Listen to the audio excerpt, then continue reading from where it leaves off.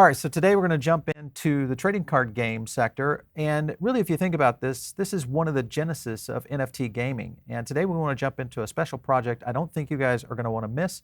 My name is Paul Barrow. Welcome back into TechBath. Yeah, so Adrian, head of data science, Kohji, you're kind of on the game side over there.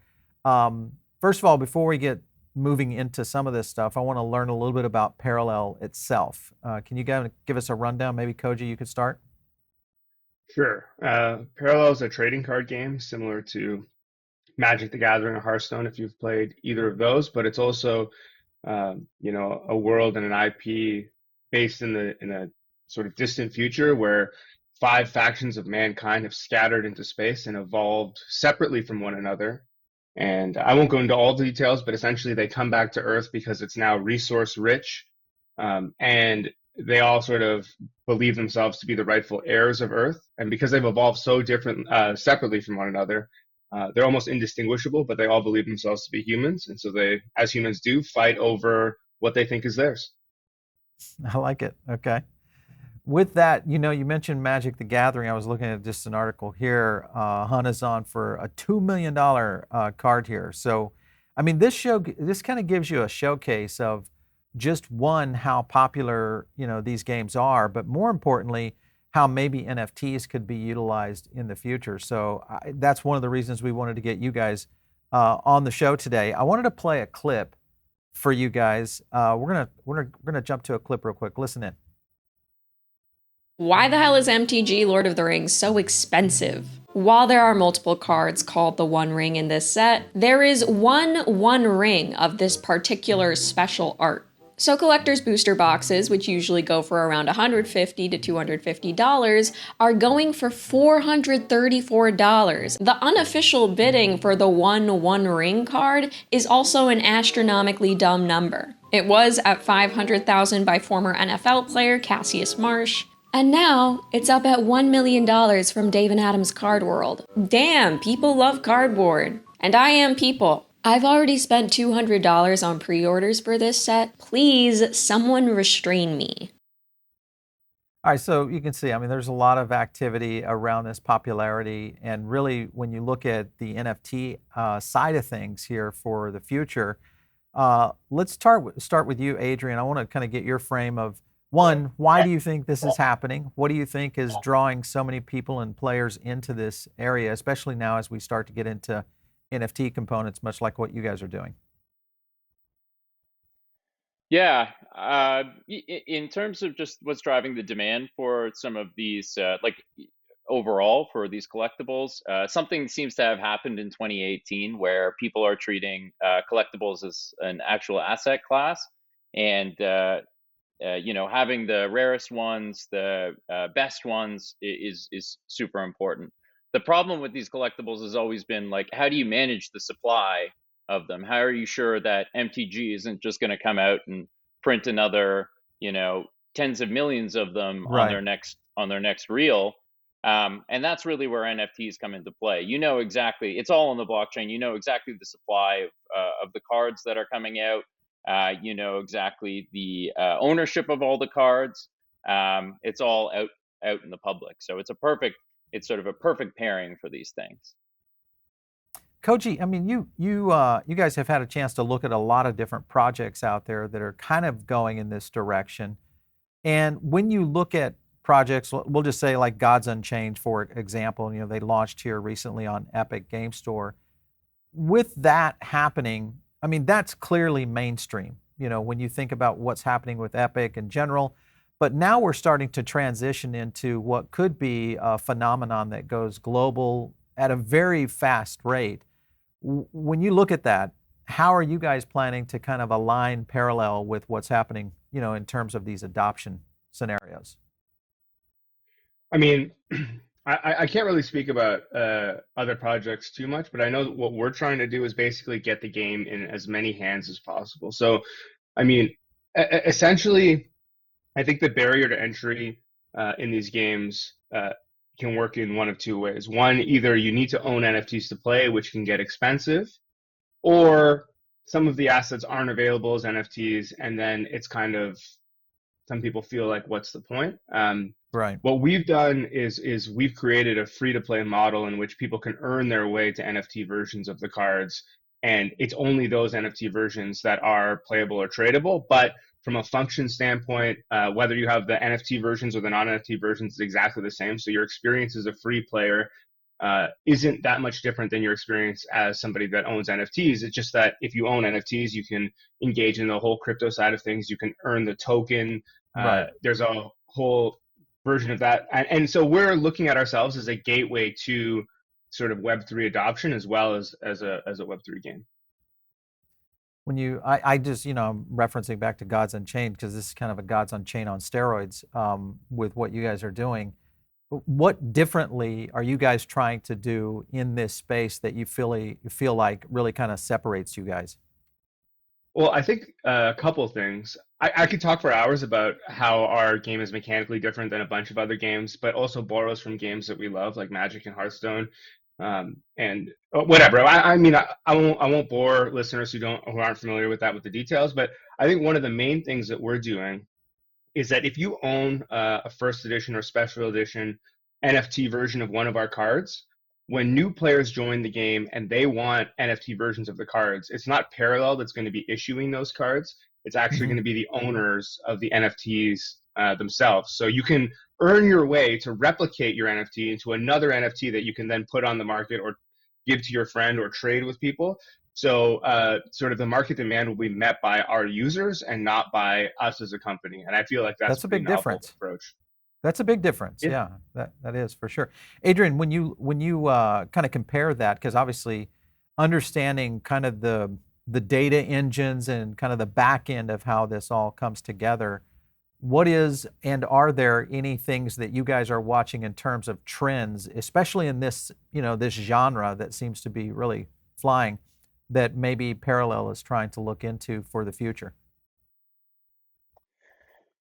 Yeah, for the card game, there's we're exploring a bunch of different ways of making it so, as Koji said, things are accessible and we don't end up in a situation where we're way undersupplied, where the demand was really really high. Yeah. We're looking at a bunch of different projects, I would say, in a bunch of different spaces. Some in the more sort of like DeFi spaces to ensure Hmm. that there's a solid market for this, around like card borrowing and lending, and others in the more like traditional NFT spaces, around markets and traditional NFT transactions. Now, as far as right now, I was looking at your OpenSea page, obviously Ethereum primarily, but you guys are offering this on some other chains. Can you explain a little bit about how that works, what your strategy was there? What are you looking to maybe explore in terms of alternative chains? Yeah, definitely. So we were looking around at a bunch of different chains. We're our or Parallel is going to have to do a lot of sort of high volume, somewhat low value transactions in some cases. Like Hmm. if you're replicating a very, common card, there's still value to it, and it's still super important to the game, but it might not be worth the gas on Ethereum. So Right. we're Ethereum first. We really like Ethereum, but we do have to look at rollups to make things economical. And the main rollup that we're working with now is Base. Okay. We All really right. like the yeah, we like the ecosystem that's on Base. We like a lot of the other applications that are coming out on Base, and the company and the community has kind of chosen it as the main partner. Have you guys looked at something like an Avalanche? We've seen a lot of projects starting to migrate and also look to this, and we've had the Avalanche team on. I'm just kind of curious what your thoughts on that one is. Yeah, definitely, we did. We really liked the subnets that they had on Avalanche, um, that allowed games to scale really nicely. But yeah, it just at the end of the day came down to, um, you know, for being sort of Ethereum first, and also just making it play really, really nicely with some of the main assets. But that's not to say that we won't ever go anywhere else. It's just Right. this is kind of the primary spot where we're scaling for I now. think it's All also right. worth noting that Coinbase, has a large user base and is known for making a lot of elements of crypto simple for people who aren't necessarily native. And I think that was really attractive to us as well because, as we mentioned earlier, the game is primarily, hopefully, a game for gamers, and so we want something with as low a barrier to entry as possible. And I think Coinbase helps us do that. I think that's a good point, Koji, because you're right. They do have an elegant way of bringing on people who are new to this area. And if you are going to get new players, having that simplicity kind of integrated and baked in is going to be pretty critical.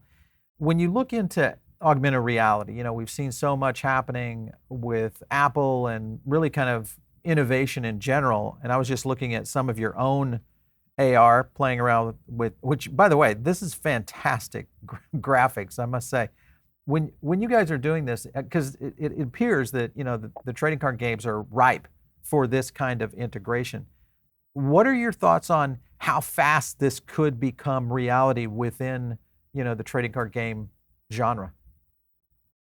So we're really excited about it. Actually, one of the earliest explorations we did was build a sort of test environment for an AR prototype of the card game. So if we do hit an area of mass adoption, and people are ready to embrace it, I think we are ahead of the game in that regard. It's also worth mentioning, actually, I don't even know if I'm allowed to say this, but I'm going to say it anyway. It's also worth mentioning that a couple of our team members were key elements to Apple's team building those AR glasses that everyone's talking about, and we were able to steal them away, and they've been helping us with the AR elements of our environment. So I think that we'll be ready when the Apple headset is ready. I can't wait to get my head onto one. So I was looking at a tweet from you guys. This was the Apple Vision Pro test exploration, and you're already making a lot of these kinds of advancements. When you and this to me is a bigger, it's a much bigger question because this could really affect a lot of what's happening, especially in the NFT space, but more importantly in just Web3 gaming in general. How important do you think what Apple is doing in AR, how important is that going to be in the future of where this space is going? Well, I think that it's vital in an interesting way. Whether or not it's the future of the space is yet to be determined. But if Apple does it and it works, then it obviously will be the future. And if they do it and it doesn't work, then we're going to know pretty definitively that it's probably not going to work for a while because Right. they wouldn't even dip their toe into the space if they didn't think there was a chance of success. And they have a very high success rate when it comes to new technology. So if they can't bring it en masse, then it's probably a high time for a bunch of us to pack it in. But we should all just be ready both ways because, when the iPhone came out, it changed the cell phone game. And even when the iPad came out, I'll tell you, I was the first one to be like, who wants this like hybrid computer weird thing? Right. And now people have tablets. I mean, I see one on your desk right there. So like, There. there's they can change minds for sure. Well, I think that's the thing is you're dealing with a culture that is starting to set into Web3. And, we've had Yatsu on here from Animoca Brands. He kind of brings that topic home a lot, is that Web3 is a shift in culture. And if you have a massive shift in culture starting to occur globally, along with these demographics, and blockchain and NFT and what we're seeing in Web3 gaming seems to be right there at the cusp of that culture. I'm not sure that Apple is going to fail at this one either, as much as I hate that price tag, but I feel like they're going to do something pretty amazing here if they can get it approachable to a certain extent. And if anything, they're going to drive some action over from Meta's camp and some others, out there with you. Look at HTC, et cetera. Absolutely. I think they learned a lesson from Web3, which is start expensive and take money from as many people as possible. But no, I mean, I think, like I said, if anybody can do it, it's them. And I really hope that they do it, even just selfishly, because we have the assets ready when they do. Yeah, very cool stuff. All right, so let's move on. I want to talk about composability. I was looking at another tweet you guys had. I want to play this as it's kind of going. Because first of all, this isn't a game, just so everybody's aware, watching. This is just showing kind of the demo of what you guys are capable of. But composability using assets within these kinds of games, when you look at that, to me, this is pretty significant. Would this be something that could really start to be utilized in other applications, other metaverses, et cetera? How do you guys see this? I mean, absolutely. I think that for me, it's a core tenet of what we're doing is to be able to, because asset ownership is one thing, but the argument is, oh, well, can I use it? Can I use it? How restrictive is it? I think it's really important to give people as many ways to use the assets that they bought from us as possible. As a game designer, like some of my favorite games of all time started as mods of other games. So you talk about like Team Fortress being a mod of Quake, and Counter Strike being a mod of Half Life, and the entire MOBA industry coming from Warcraft, like, or Starcraft, or whichever you want to look at, like. And it's people building on the assets they were given in those games to make the games that they wanted to see. In my wildest dreams, I want people to take their parallel cards and be able to do, whether it be in 3D environments like that, build something, or build new versions of the card game. We want to talk about Magic the Gathering. One of probably the most popular version of Magic the Gathering right now is a play style called Commander, which was also a modification made by players. So I think that if you give them composability at the people, and they're able to build on their own, you'll see crazy things that we never even thought of that are maybe even sometimes better than the stuff that we build. So like, let's let them have at it. Yeah. Well, I think that's the difference now in terms of just the attitudes toward what we're going to see in the next generation of gaming is going to be pretty amazing. I want to jump to your AI simulation game, Colony. Again, also coming from your Twitter account. So an AI game. Explain, first of all, Colony. We'll kind of show some B-roll of this. Talk to me a little bit about this one. Oh, man. I mean, Yeah, I'll let happy Adrian to. take over because I've been taking up a lot of air here. But Yeah, you go know what? ahead, Go ahead. I'm Adrian. not even going to intro it. Go ahead. Oh no. So I mean, Colony it started off as a bit of experimentation that we were going through on the data science team. And it kind of turned into this actual prototype in the last 6 or 7 weeks that people have been playing publicly, and also spectating publicly last Right. week. So basically, the way that it works is you take your avatar and you put it into a colony that's on Earth. It's a very basic mining colony that has like most of the creature comforts that you need from Earth. There's a place to sleep, a place to go to the bar and play instruments, a place to do your mining, refine your minerals, and then either sell them on the open market or figure something else out. But that's basically it. We just created a bit of a scenario for these agents that are placed into the colony, these avatars that are placed into the colony. And Right. then we give each of these avatars a brain. We turn them into AI agents. So from there, they have to keep themselves alive, obviously, but they also want to accumulate as many resources as possible, and they also want to become the leader of this colony at the end of the cohort. So you end up with this fun dynamic, or this fun gameplay loop of either you're going and mining minerals and accumulating assets and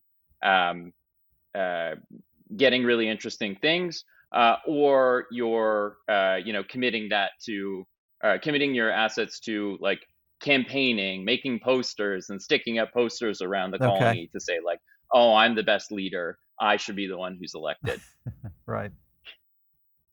Well, the um, interesting thing is just AI. The integration of it into gameplay, I think, is going to be pretty significant. Do you think that's going to be a new path for a lot of game developers? Absolutely. It's going to be a new path for game developers because you get like it creates so many interesting avenues for storytelling, and you get so Mhm. much for free there. Like if you plug in an actual brain to an agent in a game, then you get such interesting you get such interesting storytelling, you get such interesting backstories, you get like actual decision making by just doing a few things to make it possible. And Yeah. in this game, in particular, literally like every element is AI. We let them go in the colony, it, and each of the different agents have memories. They kind of make decisions about what they want to do, but also any kind of rule that's governing this area is also defined by AI. So you can stick it in so many different areas and have it give a lot of value to games. So I can't imagine that people won't be exploiting this in the future. I think How that, Go ahead. sorry Go to ahead. interrupt, but I think that Adrian's underselling it a little bit, because Yeah, it's I was almost like gonna say. it's a brand new gameplay experience, right? Like the way the Yeah. game works, you can think of it like AI Survivor. Basically, your goal is to get elected the leader of the colony. But unlike any game that I've played before, you as the player are not the center of the game. Your Mhm. agent, who is governed by an AI, is the center of your gameplay. So it's as if you're playing with a friend and you're trying to tell your friend what to do. Or if you want to think about it differently, you're like the super ego of your AI. So you're like the angel or devil on their shoulder saying like, hey, I think you should try this. I think you should try that. And based Yeah. on your relationship with this AI and their own sort of, we'll say, quote unquote, free will, they're going to decide whether or not they want to do those things and to what extent they want to do them. And then you get to see the outcome. So it's almost as if you're influencing the gameplay, but you are not the main character. And it's a very weird, interesting, fun experience. And you end up caring more about your AI than you do about winning the game almost. It's bizarre. Interesting. So Yeah. that's an intriguing thought, because we're starting to see some of that societal impact, much like what we've seen with Bard and ChatGPT, people really starting to understand. And if you look at, just some of the creative tools, AI agents that are being populated, I mean, there's so many different startups now that are doing almost anything you could imagine. Gameplay, of course, has been one of the more difficult ones, I think. So if you look at this right now, Adrian, I mean, and we know it's coming, we know we're going to see a lot more of it. What would be one or two areas that you feel like, hey, this is really going to explode in terms of AI gameplay and integration for players in the next few years? Where do you guys see any particular pathways? Yeah, I think both in terms of the composition and agents in the game, there's probably a Okay. lot of area for growth. So in terms of composition, like allowing players to kind of dictate the flow of how the game is going to go, personalize the game quite a bit, and eventually even the assets probably and the animations, you're going to see a huge amount happen there. The Interesting. other area is the other players in the game. So instead of having kind of like surface level NPC relationships with the players in the game, you're going to see much deeper relationships, similar to those that we've kind of been working on in Colony, where NPCs become more partners, uh, Yeah. and the game becomes much more like competitive and complex, This to or me, Hold I on. look. cooperative and complex. Sorry, I feel like I have to be Adrian's hype man here, because again, like It's hype he man. he yeah, no, I have to because he and his team have like written in functions into this game where the AI can alter and create its own code basically. So Yeah. one of the other things I think you're going to see in games is, currently in Colony, as an example, we had no notion of phishing, but if a player prompts their AI and really kind of talks them into, hey, you want to go fishing, Yeah. rather than be like, hey, that's not possible, what the AI is doing is talking to what we call the Dungeon Master AI and asking for, hey, if phishing did exist in this game, what kind of tools would we need? How would it get done? And the AI is generating it themselves, putting a fishing rod in the store, setting the price, and allowing players to do that when it didn't exist before. And that's like Hmm. insane to me. Like you'd think that, I mean, maybe I'll be out of the job in like 10 years, but still, like it seems like a crazy notion that like it can create its own gameplay elements without any sort of human interaction. That will be intriguing. Here's one question to both of you, because this is something that, I get a chance to talk to a lot of tech founders. And one of the things around AI is, especially within gaming, when you start to apply these kind of mechanisms, you're going to see, I mean, gaming already has a certain addictive, element to it. But now, I mean, you're kind of amplifying this up to a super addictive element that, for players, this could get very, very addictive, especially in playing in these kinds of games. Do you feel like there's going to be any regulation or anything coming from, outside the industry that's going to say, okay, wait a minute, we're now starting to see an immersion here that literally affects everyday life? What are your thoughts on that? I mean, I'm of two minds. One, I think that if some sort of regulation was going to happen, it would have happened already. I mean, we have people staring at their phones, walking into the street, and getting hit by cars, and Right. it's not like, hey, don't like look down at your phone while you're walking down the street. That's not like a law. So I think that like uh, they're going to allow people to govern themselves. But I mean, I also think that like any other anything, whether it be sugar or caffeine or whatever, like consume responsibly. Moderation. I think Yeah. that yeah, people need to be smart about how much they do this stuff. Now, of course, like, do I want people to like become obsessed with our game and play it all the time? Yes, but like not at the detriment of your health. I don't know that anyone's gonna necessarily do anything about it, but a little bit of desire. What I look for in a game is when I'm not playing it to want to play it, and so I think that Right. that is important. Just you need it's up to everyone to control their own impulses. How about that? Yeah, there you go. Just for everybody, we're showing a tweet here. This is on avatars and how to acquire. I know you guys have something dropping. I think it's here in the next day or two from filming this video. But anyway, just the avatar manifest, how you guys can do the public drop and play to mint. So make sure and follow Parallel on Twitter. It's just Parallel TCG over there. Last point I want to get to you guys on is roadmap. And Kohji, maybe we could start with you and then get into you, Adrian, a little bit about where you guys are going in the next, say, 12 months, 18 months.